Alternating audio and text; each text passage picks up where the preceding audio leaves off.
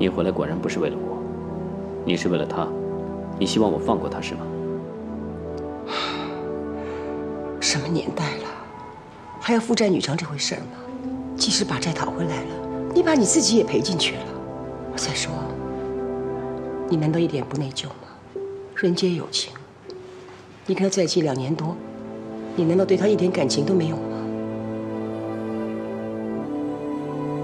放了他吧，把他留在身边，你心里的仇恨就更放不下了。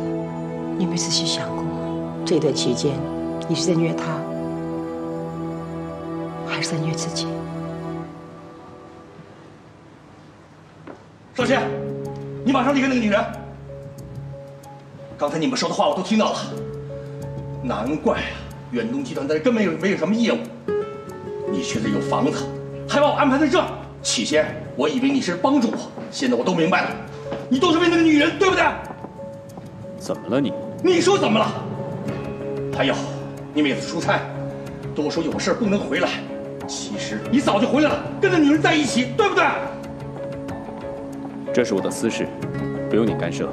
不对，凡是跟童文敏有关系的，我就得管。少谦，你应该知道，那个女人比她爸爸更下贱，更不是个东西。她够了，老陈，你怎么还那么冲动啊？死性不改，你还要不要脸？好，你的事我不管了，我不管了。看就看，干活去。比我还孩子气。妈，对不起。没事。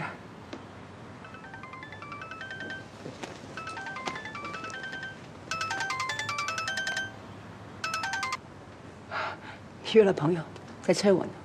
那我送你去吧。好。我开始也以为他只是看上我什么的，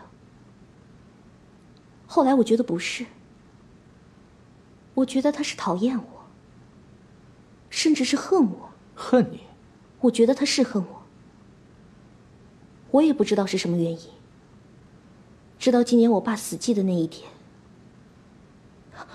你认识我爸吗？我爸是童文彬。童文彬？不认识，我也没听说过。你们那天到底发生了什么事啊？那天，他忽然对我发了很大的脾气，而且不可理喻的说了一些侮辱我爸的话。我在想，是不是和我爸有关呢？可是他并不认识我爸呀。你问过你舅舅吗？我想问，可是没有真的去问。我怕我舅舅会发现什么。你是真的一点都不知道？不知道。我以为你怎么说也是他的家人，好歹也会知道点什么。不过算了吧，像他这种把自己隐藏很深的人，谁知道他心里想什么呢？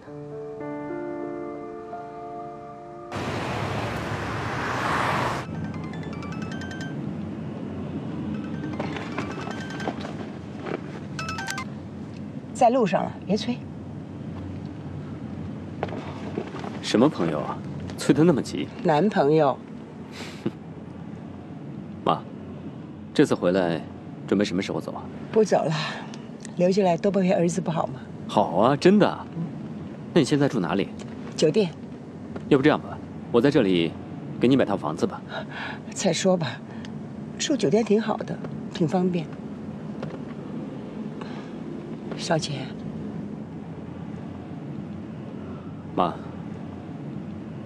如果你是想劝我放过他和他舅舅的话，那你就别说了。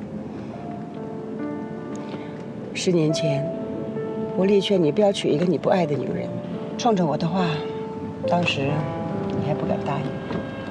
可是后来我有急事要回德国，我叫你务必等我回来再做决定。没想到我一走，你就和他结婚了。你是因为生我的气，所以10年前也不回来喝我的喜酒。其实也无所谓了，不就是一场戏吗？有我演出就够了，不用你回来跑龙套。妈，我明天去上海出差，今天晚上一起吃饭吧。我不是跟你说了，我约了男朋友嘛，急什么？以后咱们有的是时候聚聚呢。妈，那我呢已经回答你的问题了，你能不能告诉我，当年为什么你和我爸分开？我到了，老马，停车。好。我还赶时间，等你出差回来，我再告诉你。我答应你的，一定会做到。那你至少告诉我，是不是因为有第三者呀？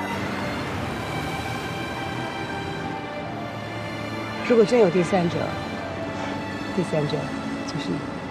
好了，回来再说啊。妈，自己小心啊！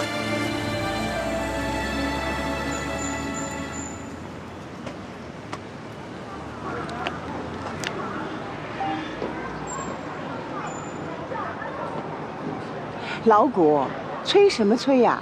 说回来就会回来，医院附近啦。你一直隐瞒着你舅舅，难道他真的就没发现你的生活已经起了翻天覆地的变化？相比之下，我和月莹在一起的时间更多，连他都不知道。也许是我装得太好了吧？怎么突然问这个？哦，没事，我就是随便问一下。好了，那我不打扰你了，我也得回去了。回去晚了，又不知道他该怎么对付我了。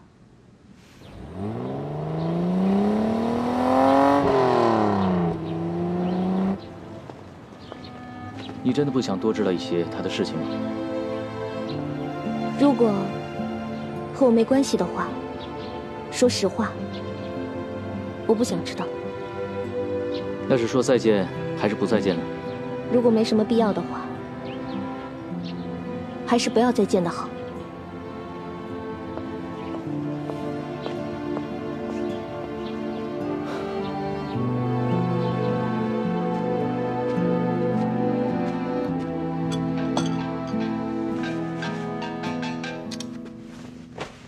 老姐，怎么了？是啊，什么时候来拜访拜访我呀？你不是在说笑吧？